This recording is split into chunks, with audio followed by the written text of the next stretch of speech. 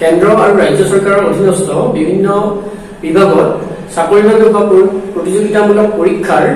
আজি আমি quantitative aptitude মেথছৰ আমি কম্পাউণ্ড ইণ্টাৰেষ্টৰ ওপৰত দুটামান প্ৰশ্নোত্তৰ দিবলৈ লৈছো। আপোনালোকে যদি আমাৰ চেনেল প্ৰিজম ক্লাছেছ পাঠশালা সাবস্ক্ৰাইব কৰা নাই সাবস্ক্ৰাইব কৰিব, ভাল লাগিলে ভিডিঅ'টো শ্বেয়াৰ কৰিব আৰু আপোনালোকৰ মতামত কমেণ্টৰ সহায়ত জনাব। আৰু আমাৰ কুৱেশ্যনবিলাক ভিডিঅ'টো ডেছক্ৰিপশ্যনত আপোনালোকে পাব। ফাৰ্ষ্ট আমি আমাৰ প্ৰশ্নোত্তৰ আৰম্ভ কৰোঁ। The difference between simple interest and compound interest on rupees 1250 for 2 years at 4% per annum is. গতিকে এতিয়া আগত আমি কৰিছো সিম্পল ইন্টাৰেষ্টৰ প্ৰশ্নোত্তৰ দিছো আগৰ ভিডিঅ'ত আৰু কম্পাউণ্ড ইন্টাৰেষ্টৰ প্ৰশ্নোত্তৰ দিয়া হৈছে। এতিয়া ইয়াতে কি কোৱা হৈছে difference between simple interest and compound interest. ইয়াৰে সিম্পল ইন্টাৰেষ্ট আৰু কম্পাউণ্ড ইন্টাৰেষ্টৰ ডিফাৰেন্সটো উলিয়াব দিছে অন কিমানৰ ওপৰত P2 দিয়া আছে যেটো প্ৰিন্সিপাল মূলধন যেটো এই মূলধনটো দিয়া আছে P 1250 দিয়া আছে আৰু টাইমটো দিয়া আছে কিমান T টাইমটো দিয়া আছে ফৰ 2 ইয়াৰ্স বুলি কোৱা আছে। আৰু একো নকলে আমি কেতিয়াবা যেটো কৈ দিব পাৰে কম্পাউণ্ড ইন্টাৰেষ্টটো 6 মাহৰ মূৰে মূৰে হয় 3 মাহৰ মূৰে মূৰে হয় তেনে কৈ দিলে আমি তেনে কৰিব লাগিব, কিন্তু একো নকলে আমি বুজিম হেতু ইয়াৰলি কম্পাউণ্ড ইন্টাৰেষ্টটো কৰে মানে বছৰৰ মূৰত কম্পাউণ্ড ইন্টাৰেষ্টটো হিচাপ নিকাচ কৰে। এতিয়া এটো কিমান আছে টাইমটো 2 ইয়াৰ্স আছে আৰু r to rate of interest কিমান আছে 4% আছে আৰু ৰেট অফ ইন্টাৰেষ্টটো 4% আছে। এটা এই ডিফাৰেন্সটো আমাক কিমান হয় এটো উলিয়াব দিছে। এতিয়া আমাৰ কম্পাউণ্ড ইন্টাৰেষ্ট মাইনাস সিম্পল ইন্টাৰেষ্টৰ ডিফাৰেন্সটো আমি কি উলিয়াম কম্পাউণ্ড ইন্টাৰেষ্ট আমি কেনেকৈ উলিয়াও আমাৰ ফৰ্মুলা মতে p 1 plus r by 100 to the power t minus p এটো হল কি কম্পাউণ্ড ইন্টাৰেষ্ট মাইনাস ইয়াৰ পৰা এটো হল কম্পাউণ্ড ইন্টাৰেষ্ট মাইনাস ইয়াৰ পৰা আমি simple interest p r t by 100 এটো compound interest minus simple interest আমি কৰিছো। গতিকে এটো কিমান আছে 1250 1 plus r r মানে কিমান আছে r মানে 4 by 100 to the power t মানে 2 minus p 1250 minus p p মানে 1250 into r r মানে কিমান 4 t মানে 2 by 100। গতিকে এটো যদি আমি ক্যান্সেল কৰো 4 এৰে কিমান 25 বাৰ 4 এৰে 25 বাৰ আৰু এটো 0 0 2 ৰে কিমান 5 বাৰ আৰু 5 ৰে 25 বাৰ হল। গতিকে এইটো আমি উলিয়াব পাৰিম 1250 আৰু এইটো হ'ব 1 প্লাস এটো 1 প্লাস কিমান হ'ব 1 by 25 1 plus 1 by 25 মানে 25 লখাবো এটো 25 plus 1 তার মানে 26 by 25 গটিকে 26 by 25 এটো কেইটা আছে স্কয়ার দুটা আছে 26 by 25 into 26 by 25 minus 25 গুণ 100 আৰু 1250 মানে 1350 হ'ব এটো নিশ্চয় বুজি পাইছে। এতিয়া 25 এৰে আমি এটো কিমান কাটিব পাৰো 25 এৰে 25 5 গুণ 125 শূন্য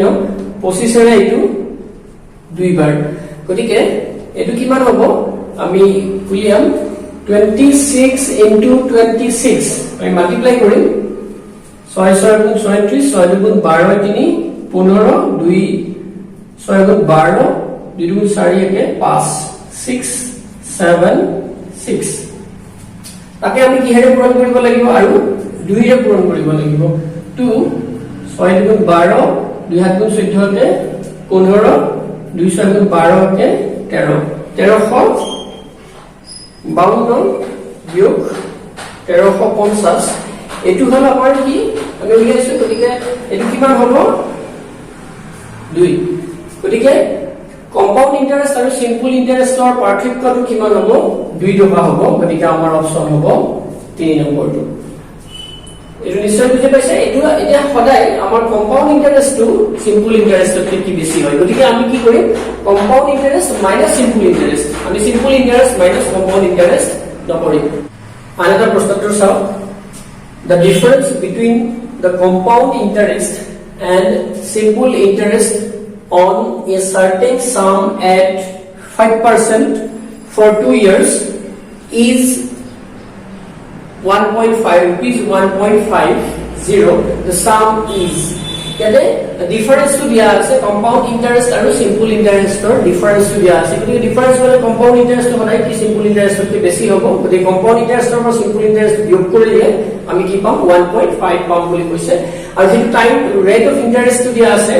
r to dia ase 5% aru time to dia ase homoy 2 years dia ase গতিকে আমাৰ আমাক কি উলিয়াব লাগে কি সাম মানে p টো আমি না জানো p টো উলিয়াব লাগে প্ৰিন্সিপাল মানে মূলধনটো উলিয়াব লাগে এটো হল গতিকে এটো কিমান আমাৰ r টো দিয়া আছে ইয়াতে 5% t টো দিয়া আছে 2 years t টো 2 years দিয়া আছে আৰু যেটো ডিফাৰেন্স এই ডিফাৰেন্সটো দিয়া আছে কিমান 1.5 rupees 1.50 মানে 1.5 দিয়া আছে কইছে এতিয়া আমি কম্পাউন্ড ইন্টারেস্ট মাইনাস সিম্পল ইন্টাৰেস্টৰ পৰা আমি কৰিম কম্পাউন্ড ইন্টারেস্ট কি হ'ব p 1 plus p into 1 plus r by 100 to the power t minus p এটো কি হ'ব কম্পাউন্ড ইন্টারেস্ট হ'ব compound interest minus simple interest কি হ'ব p r t by 100 is equal to 1.5 এটো কি আছে গতিকে আমি ইয়াতে গটে কিটা p2 বাহিৰত লব পাৰো আমি p2 কমন লব পাৰো ললে ইয়াতে কি হ'ব 1 প্লাস ইয়াতে নাথাকিব এটো 1 প্লাস r r মানে কিমান r মানে দিয়া আছে 5% 5 by 100 to the power t মানে কিমান 2 আৰু p2 ইয়াতে লোৱাৰ লগে লগে p2 এটো মাইনাস 1 হ'ব কল তাৰ পিছত এটো কিমান হ'ব p2 ললো r থাকিব ইয়াতে r মানে 5 into t মানে 2 by 100 গতিকে এইটো হ'ব is equal to 1.5 এতিয়া p2 গতিকে 5 এৰে এইটো যদি আমি ক্যান্সেল কৰো 20 5 গুণ 120 গতিকে 20 5 গুণ 100 20 ভাগৰ এইটো কি হ'ব 20 ভাগৰ 1 হ'ব আমি এটো যদি ক্যান্সেল কৰো 5 টু গতিকে এটো হ'ব 20 ভাগৰ 1 গতিকে 1 প্লাস এটো 20 ভাগৰ 1 মানে কিমান হ'ব এটো 20 যোগ 1 20 ভাগৰ 21 কল গতিকে 21 by 20 গতিকে 21 by 20 এটো কেনেকে আছে -1 এটো আছে দুটা আছে স্কয়ার যেহেতু আছে -1 আৰু এটো পাছেৰে এটো 2 যায় 50 পাছেৰে 10 বাৰ গতিকে এটো হ'ব 10 ভাগৰ কিমান 1 হ'ব 1.5 এইখিনিকে নিশ্চয় ক্লিয়াৰ হৈছে এতিয়া আমি এটো কি কৰিম p এটো যদি আমি কৰো 20 গুণ 400 আৰু 21 পূৰণ 21 পূৰণ যদি কৰো 21 গুণ 21 2 21 গুণ 42 2 46 441 গতিকে 441 আমি -1 by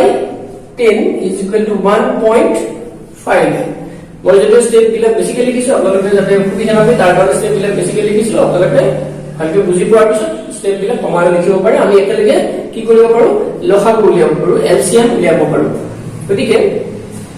আমি যদি এলসিএম উলিয়াও এটো কি হ'ব p এটো 400 হ'ব এলসিএম গতিকে এটো কি হ'ব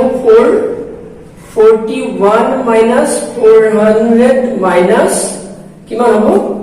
40 দশৰে এটো কিমান 40 বাৰ 40 into 1 40 হ'ব গতিকে is equal to 1.5 নিশ্চয় হৈছে এইখিনি লিখে এতিয়া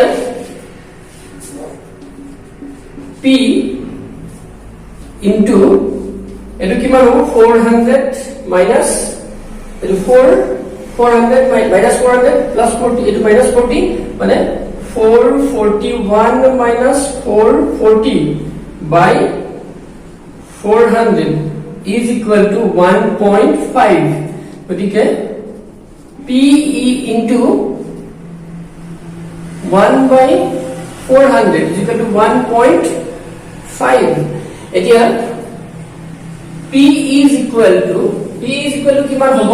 এইটো যেটো হৰণ আছে এইফালে আমি লৈ যাম 1.5 into 400 আমি যদি পূৰণ কৰো কিমান হ'ব 1.5 হক যদি আমি ইহেৰে পূৰণ কৰো 4 ৰে পূৰণ কৰো 15 4 গুণ 60 গতিকে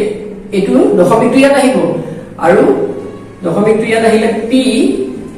6 হল এটো আৰু দুটা শূন্য গতিকে 600 গতিকে মূলধনটো কিমান হ'ব মূলধন বা প্ৰিন্সিপাল বা the sum তো কিমান হ'ব 600 তাৰ মানে 600 এমাউন্ট যদি ইনভেস্ট কৰে বা 600 ৰ কাৰণে 2 বছৰত 5% কে তাৰ যেটো কম্পাউন্ড ইন্টাৰেষ্ট আৰু সিম্পল ইন্টাৰেষ্টৰ যেটো ডিফাৰেন্স এটো হ'ব 1.5 নিশ্চয় বুজি পাইছে আজিলৈ আমি ইমানটা সামৰিছো ধন্যবাদ